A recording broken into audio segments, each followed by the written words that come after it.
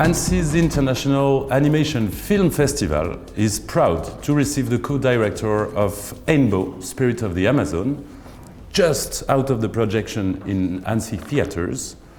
Richard Claus, welcome in Annecy. Merci beaucoup. Oh, I know that you speak a little French, but we're going to conduct this in English. You were in the theater a few minutes ago. Sure. How did the screening go? I was surprised that I really loved the film because, you know, now with the distance, you can really watch it together with an audience, and then you get the emotions that the audience would have. And, you know, making an animated movie is a lot of work. It's a lot of time you spend on it. And now there's the distance. We are in Annecy. It's a great moment to see it here. It was your first time in Annecy, or have you been there already? I have been here, but not for the festival. So that's my first time, and it's really great to be here. So you weren't aware about the planes in the theaters? Did you get a lot? You know what? At the opening night, Edward, our executive producer, explained that to me, and actually, I think it's really funny, and I also like that lapin kind of thing. So, all new for me and all very exciting. Is there a rabbit in Ainbo?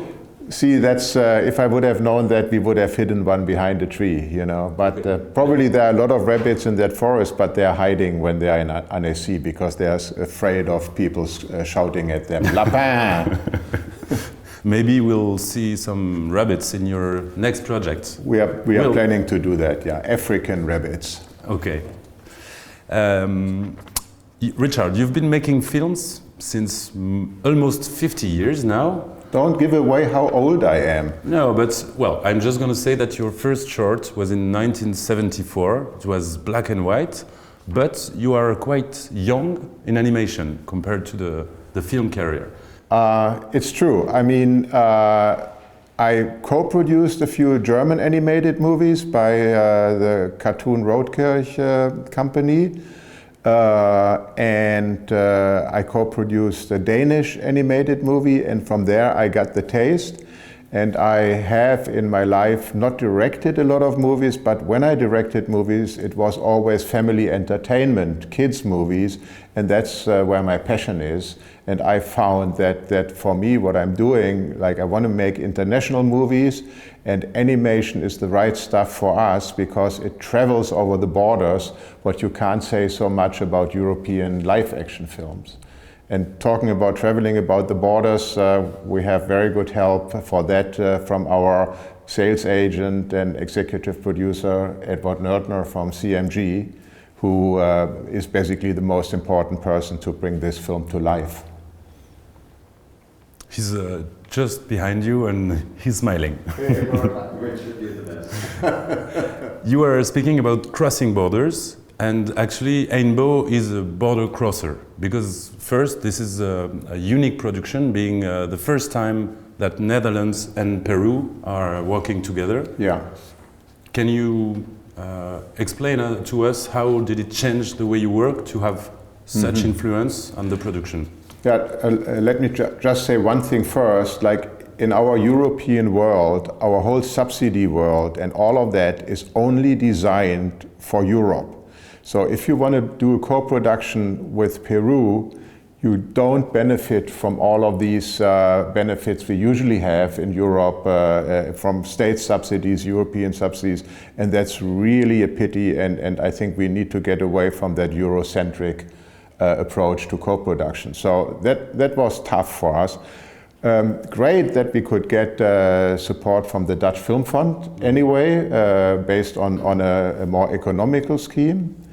And then, you know, that you're asking for the cooperation. Of course it was a challenge, but the good thing is we had a very clear plan how to make this movie. The Peruvian took care of everything what they knew best. You know, the background of the story, the design of the jungle, the characters and all of that. So what we decided is They start the production there. They design everything, they create everything, and what we did is we did the animation, all the technical stuff as well, rigging, animation, simulation, and so on and so forth. And so we put all of that into one movie, and I was like 6, 7, 8 times in Peru during the production. But it was that kind of cooperation. And so you've been traveling to Peru and visiting the country. That was the first time for the movie? It was my first time in Latin America. I have seen a lot of other parts of the world. I have produced films in African countries, in Russia, in France even. But it was the first time in Latin America and Peru. And there is a sparkle in your eye and some kind of a smile that say it was unique and special. It's very special. You know, the thing is, everything in this movie is original, and it's not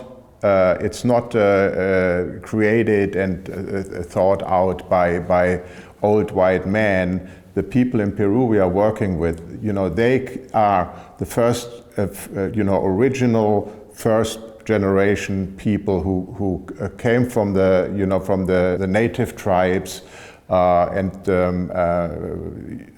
were raised in the cities then, and became film producers, film directors, and so on. So they know what they are talking about in that movie. Speaking of which, José Zelada, the co-director of the movie, seems to be a monument of Peruvian modern and traditional culture at the same time. Yes. How was it to work with such a persona? Look, as I said, I have been in several countries of the world, and if you work with other people in different cultures, the first thing you have to have is respect for other people, and to understand them, and to know that people do things differently at different places. And the worst thing you can do is when you think the way you are used to do it is the only way. That's never the case. You know, there are always more ways to get somewhere. And with José, that was specifically challenging, namely for one reason. He doesn't speak a word of English. I don't speak, I speak a few languages, but not Spanish. It's a miracle how that still worked with translators, obviously. But a lot of exchanges are also on the visual side. You know, you give comments back and forth. So surprisingly, it worked.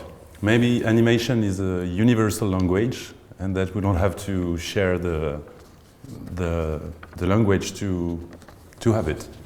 It seems like that, yeah. It's the same way as the final films cross borders. I think, you know, stories and images also cross the borders. So we were talking about it, but you are now trapped with animation and you don't want to go back. You have some other projects with animation, you told us? We will definitely go on doing animated movies in the same constellation with Edward Nordner. We have developed a story which is called Panda Bear in Africa. Our French distributors, Le Pacte, are the French distributors of Ainbo, are our co-producers and distributors again. So we are teaming up for a new movie. And it's a what we say, it's a fish out of water story, but it also, like Ainbo, has some deeper layers to it. It's a movie about tolerance, about acceptance, against cliches, you know, understanding people who are different. And our little panda bear, who is on a mission in Africa, is confronted by a lot of other, I want to say people, animals, who have never seen something like a panda bear before, and vice versa. Our little panda bear is confronted with a very, very new and different world. Well, Richard, it's been a real pleasure to have you here right after the world premiere of Ainbo, Spirit of the Amazon, and we wish you a huge success with this movie and with the others that will come, and we are waiting for you in Annecy again. Merci beaucoup, Alexis. À très bientôt. Merci.